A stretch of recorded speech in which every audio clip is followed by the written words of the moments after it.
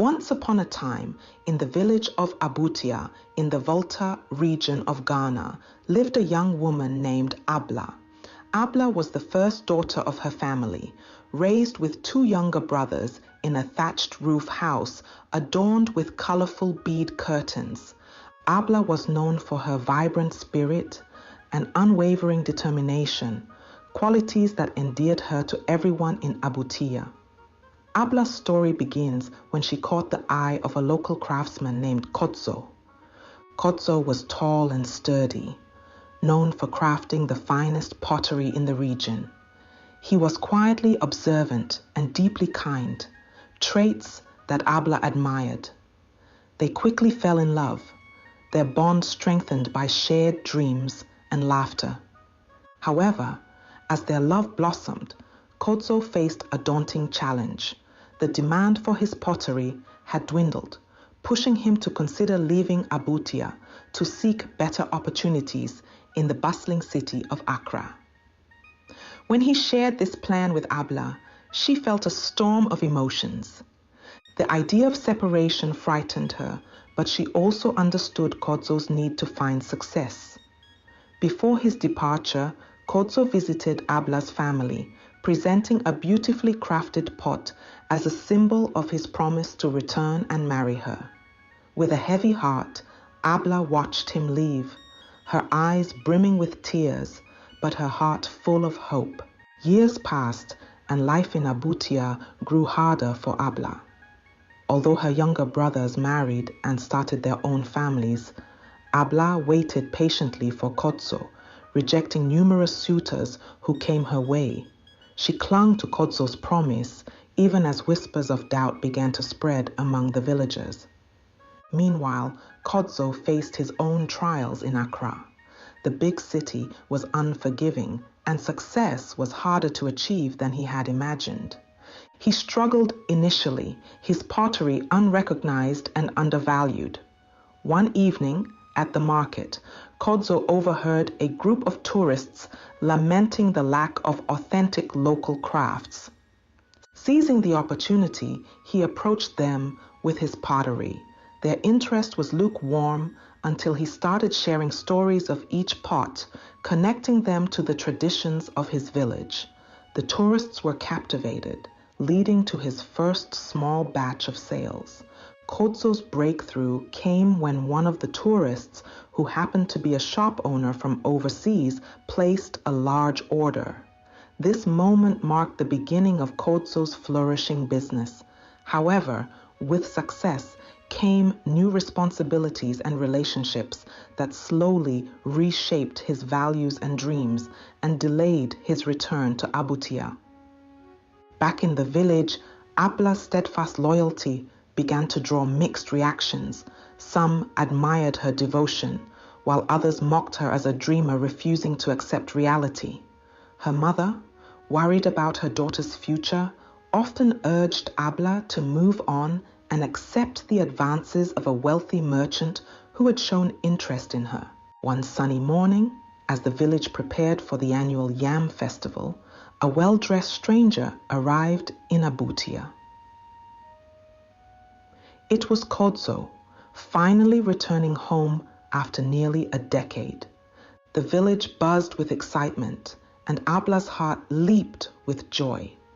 But her happiness was short-lived.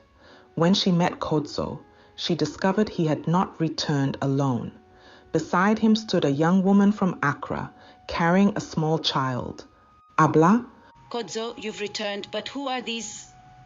Koto looks down, voice tinged with regret. Abla, life in Accra. It changed everything. This is Essie and our son, Kwame. I am sorry, more than words can say. With tears brimming and a voice cracking, Abla said, You promised me, Koto. How could you? I wanted to come back sooner. Each year, it became harder. My life took paths I never expected. Abla stood silently, her tears speaking volumes as the festival's music played faintly in the background.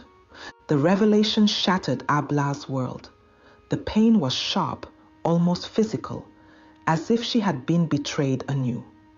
She remembered the countless nights she had spent pondering the possibility of his non-return, preparing herself for all outcomes, except this one. I am deeply sorry, Abla. I didn't return earlier because I was afraid. Afraid of facing you like this, with my failures and broken promises. Abla's voice trembling, her eyes searching his. Do you know what it's like to live on a promise, Koto? To wake up every day hoping today might be the day? Koto looked down, unable to meet her gaze, his silence speaking volumes. Abla turned away, her heart heavy, seeking solace in the familiar sights of the festival around her. It was then that her mother joined her, sensing her daughter's despair. My child, the heart does not forget, but it can heal. Forgiveness is not for him, it's for you. It's the path to peace, not the acceptance of wrongdoing. These words echoed in Abla's mind as she watched Koto, a man changed not just by the city, but by the choices he made. With a deep breath, Abla faced Koto once more. Koto, I forgive you, not because what you did is acceptable, but because I must be free of this burden. I hope you find peace with your choices, as I must find peace with mine.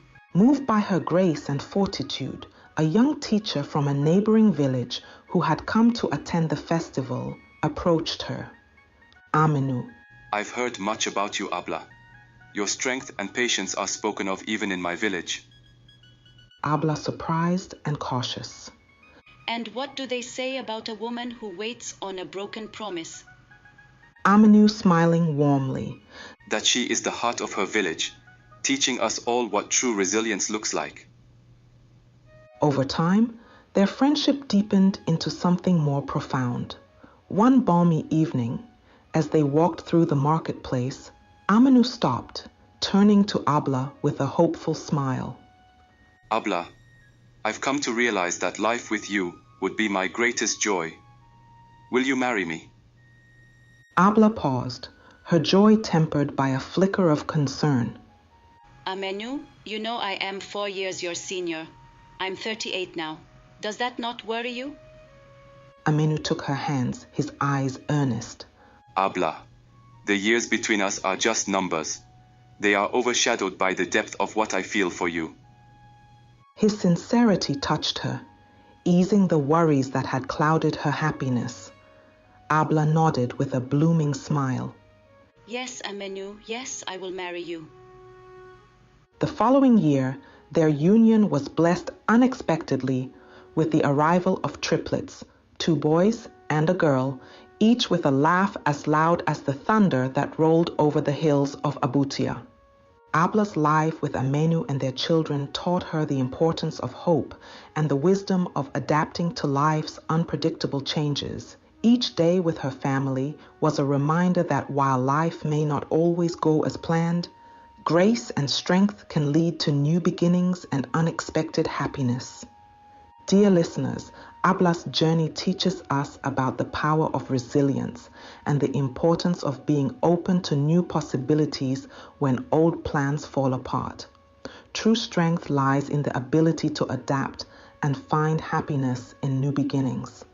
If you enjoyed this story, please subscribe, like, comment, and share. The end. Thanks for watching.